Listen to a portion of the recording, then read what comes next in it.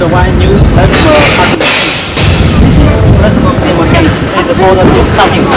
As you can see, it is 6 meters long. It's very long here. 6 meters long. And here is the plasma cutting. This is steel tubes, what we want to cut.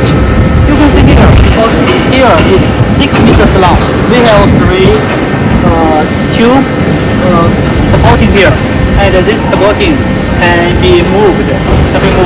This is 3 can be moved. This is 6 meters long. And the diameter, this one diameter is 300 millimeters. 300 millimeters. So that is to say, you can cut the max diameter is 300 millimeter, and the length is less than 6 meters. Is okay. And here is the controller, and this is the HTC. Welcome to our company and buy our plasma tube cutting machines. Thank you.